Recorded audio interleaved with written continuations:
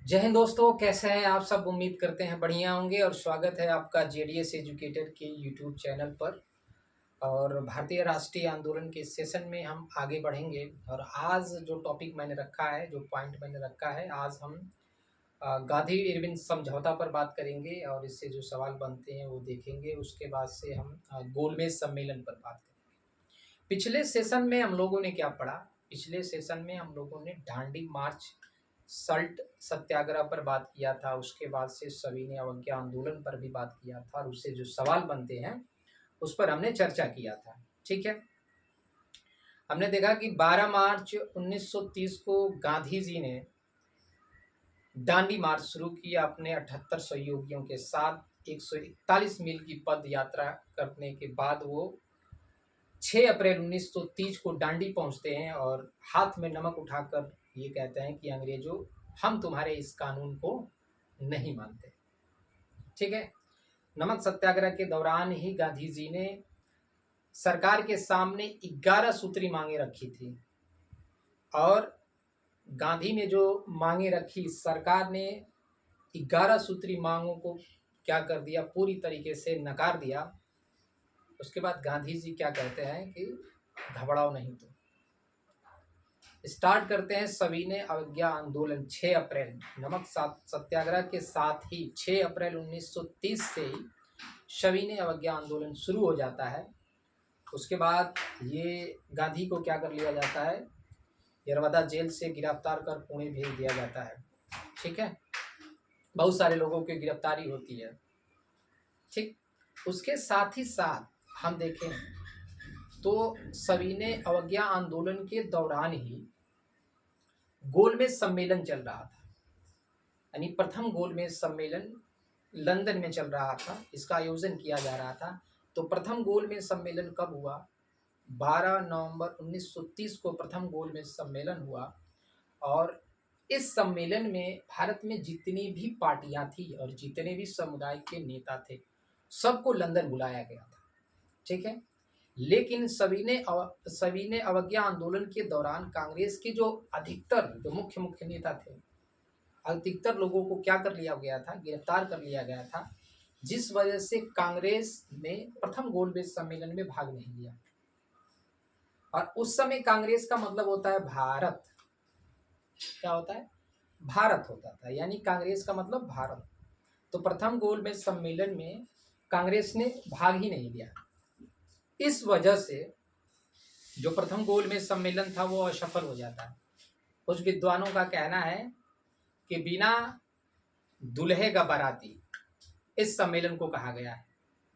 आप समझिए, ठीक है, यानी ऐसी बारात जिसका कोई दुल्हा ना हो। ठीक है, तो कैसा लगेगा सोचकर इस बात को। अब इस बात को लेकर इरविन उस समय वायसराय था। इरविन पर ब्रिटिश सरकार की तरफ से दबाव पड़ा कि ऐसा है कि तुम जाओ गांधी जी से पहले बात करो, उनको राजी करो। ठीक है, और इरविन मिलता है गांधी जी से। ठीक है, किससे मिलता है? गांधी जी से। तो इरविन सबसे पहले जब भारत में वो बात करने के लिए आता है, या वायसराय ही था, तो वो उसकी मुलाकात होती है किससे? तेज प्रकाश सप्रू से होती है। ठीक है, यानी तेज बहादुर सप्रू से होती है। और तेज बहादुर सप्रू के माध्यम से गांधी इरविन समझौता होता है। कब? तो गांधी इरविन समझौता कब होता है? 5 मार्च 1931 को। ये डेट हम याद रखेंगे। गांधी इरविन समझौता का डेट क्या है? 5 मार्च 1931। गांधी इरविन समझौता दिल्ली में होता है, इसीलिए भारतीय इतिहास में इसे दिल्ली पैक्ट के नाम से भी जाना जाता है। तो इस बात को हम याद रखेंगे। गांधी इरविन समझौता कहें या दिल्ली पैक्ट कहें, दोनों एक ही। ठीक है, ठीक है। तेज बहादुर सप्रू एम आर जयकर के प्रयासों से। ठीक है, अब ये गांधी जी से बात करते हैं। ठीक है, यानी कि ब्रिटिश सरकार और कांग्रेस के बीच जो मध्यस्थता का काम करते हैं वो कौन करते हैं? तेज बहादुर सप्रू और एम आर जयकर। ठीक है, इसी समझौते में जो ये समझौता था, इस समझौते का जो प्रारूप है वो हर्बर्ट इमर्सन नाम के एक व्यक्ति ने तैयार किया था। ठीक है, तो प्रश्न आपसे बनेगा कि गांधी इरविन समझौते का जो प्रारूप है किसने तैयार किया, तो हर्बर्ट इमर्सन ने तैयार किया था। ठीक है। उसके बाद इसी अधिवेशन के तहत कांग्रेस द्वितीय गोलमेज सम्मेलन में शामिल होने के लिए राजी हो जाती है। तो मैंने आपसे अभी बताया कि प्रथम गोलमेज सम्मेलन के समय कांग्रेस के किसी भी नेता ने उसमें भाग नहीं लिया था। ठीक है, यानी कांग्रेस ने उसने पार्टिसिपेट नहीं किया था। गांधी इरविन समझौते को लेकर सरोजिनी नायडू का एक स्टेटमेंट है कि दो महान आत्माओं का क्या है, ये मिलन है। ठीक है। अब एक चीज इसमें, इस गांधी इरविन समझौते के दौरान इरविन ने गांधी की जो अधिकतर मांगे थी उसको मान लिया था। अब आपको पता है कि इसी दौरान 23 मार्च 1931 को भगत सिंह को फांसी होती है। गांधी जी से यहाँ पर चूक हो जाती है। अगर गांधी जी चाहते तो भगत सिंह की जो फांसी की सजा है उसको कम करवा सकते थे, सजा कम करवा सकते थे। ठीक है, कुछ चीजें कर सकते थे भगत सिंह के लिए, लेकिन उन्होंने नहीं किया। यहाँ पर गांधी की सबसे बड़ी क्या रही, कमी रही, और इस वजह से गांधी को भारत में हेट मिलने लगा।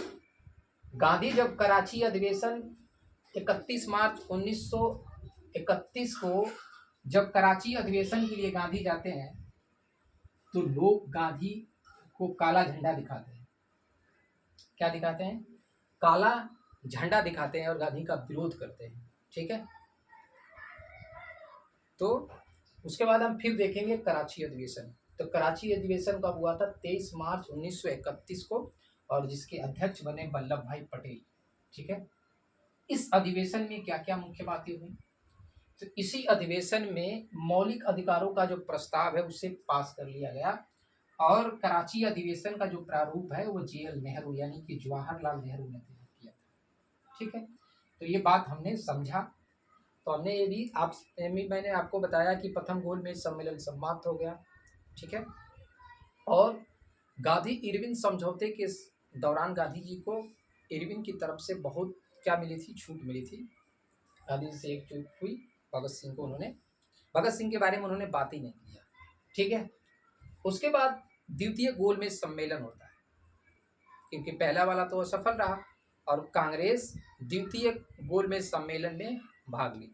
ठीक है। तो द्वितीय गोलमेज सम्मेलन कब होता है? 7 सितंबर 1931 से और दिसंबर 1931 तक द्वितीय गोलमेज सम्मेलन हुआ। ठीक है। इसका स्थान कहाँ है? सेंट जेम्स पैलेस, लंदन में। भाई लंदन में ये गोलमेज सम्मेलन चल रहा था। कुल मिलाकर गोलमेज सम्मेलन 3 बार हुआ। कितनी बार? 3 बार हुआ, जिसमें केवल एक बार ही कांग्रेस ने भाग लिया, और जिसका नेतृत्व किसने किया था? कांग्रेस की तरफ से इसका नेतृत्व गांधी जी ने किया। ठीक है। किसने किया? गांधी जी ने किया। इस समय जो ब्रिटेन के वायसराय था, ठीक है, उसका क्या नाम था, यानी भारत का जो वायसराय था उसका नाम था लॉर्ड वेलिंगटन, और भारत जो मंत्री था उसका नाम था सैमुअल हॉक। क्या नाम था? Samuel Hawk. ठीक है, हम याद रखेंगे कि द्वितीय गोलमेज सम्मेलन के समय जो भारत मंत्री था उसका नाम था सैमुअल हॉक, और जो वायसराय था उसका क्या नाम था? Lord Wellington. ठीक है, लॉर्ड वेलिंगटन। जॉर्ज पंचम की अध्यक्षता में ये हुआ था। जॉर्ज पंचम ने इसकी उद्घाटन किया था, और ब्रिटिश प्रधानमंत्री कौन थे? मैकडोनाल्ड थे उस समय, द्वितीय गोलमेज सम्मेलन के समय। ठीक है। गांधी जी कहाँ पर ठहरे थे? तो गांधी जी किंग्सले हॉल में ठहरे थे। गांधी जी द्वितीय गोलमेज सम्मेलन में SS राजपुताना नामक जहाज से लंदन पहुंचे। ठीक है, मेरी बात आपको समझ में आ रही होगी। अब इस सम्मेलन में अंग्रेजों ने क्या किया? द्वितीय गोलमेज सम्मेलन में गांधी को बुलाया गया। गांधी जी ने जब डोमिनियन स्टेट की बात की तो अंग्रेजों ने इसमें सांप्रदायिक पंचांग बीच में ला दिया, यानी कि दलितों को हिंदुओं से अलग पृथक निर्वाचन देने की बात की गई। गांधी जी इस बात को लेकर तैयार नहीं हुए, क्योंकि गांधी जी बहुत दूर सोचने वाले व्यक्ति थे। ठीक है, दूर सोचने वाले व्यक्ति थे।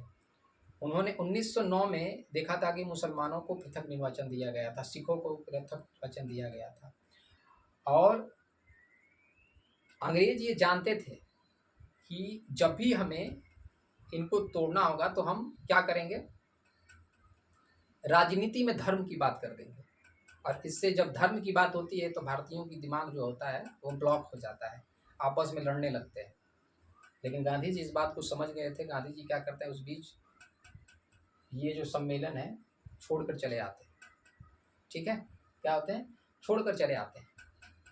उसके बाद कुछ स्टेटमेंट है, ठीक है, इससे सवाल आपके एग्जाम में बनते हैं।